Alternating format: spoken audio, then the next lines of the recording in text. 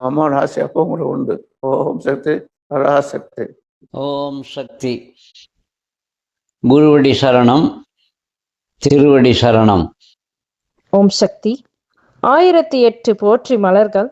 மந்திரம் 196. ஓம் அடியார் மனத்துறை அன்னம் போற்றிவோம். அன்னை ஆதிபராசக்தியை நாளும் நினைந்துருகும் பக்தர்கள் தொண்டர்கள் இருக்கிறார்கள்.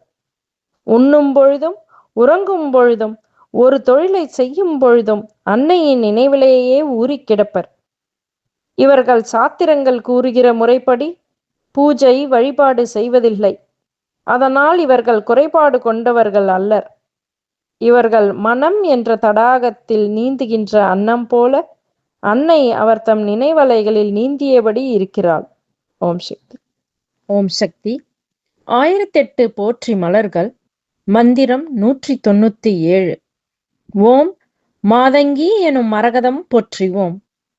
மாதங்கி என்பவள் திரிபுர சுந்தரியின் மந்திரினியாக தோன்றியவள். மதுரை மீனாட்சியாக விளங்குபவள். பசுமை நிறம் கொண்டவள். இவள் பூரண மகாசக்தியாகவும் அரசியாகவும் இசை முதலிய கலைகளுக்கு அதிதேவதையாகவும் விளங்குகிறாள். இவள் திருக்கரத்தில் உள்ள வீணையும் பச்சை கிளியும் இவளது உண்மை நிலையை வெளிப்படுத்துவன. இவள் அரசியாகவும் திகழ்கின்ற காரணத்தால் ராஜ மாதங்கி என்றும் ராஜ சியாமலா என்றும் போற்றப்படுகிறாள். சண்டால குலத்து பிறந்த மதங்கர் என்பவர் மாதவம் புரிந்து மதங்கமா முனிவரானார்.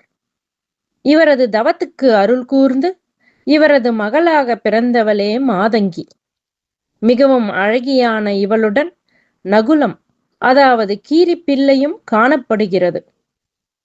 இவளுடன் கீரிப்பிள்ளை இருத்தல் ஒரு தத்துவத்தை உணர்த்துகிறது.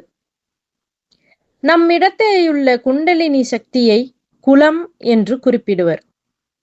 உயிருக்கு ஆதாரமான இந்த சக்தி விழிப்புறாமல் உறங்குவது போல இருப்பதால் நாம் ஆற்றல் குன்றியவர்களாக அஞ்ஞானிகளாக இருக்கின்றோம்.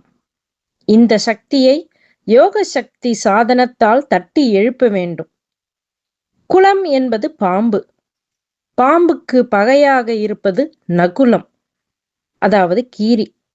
கீரி பிள்ளையை கண்டால் பாம்பு பொங்கி கிளம்புவது இயல்பு. இந்த தத்துவ உண்மையை உணர்த்தவே மாதங்கி அருகில் நகுலம் உள்ளது. சக்தி தலங்கள் புலவர் செந்துரைமுத்து, பக்கம் 18-19. ஓம் சக்தி. ஓம் ஓம் சக்தியே. ஆன்மீக குரு அருள் திரு பங்காரொடிகளார் அவர்களின் திருவடிகளே சரணம் அம்மா. மேல்மருவத்தூர் சுயம்பு அருள்மிகு ஆதிபராசக்தி சித்தர் பீடத்துடன் இணைந்திருங்கள்.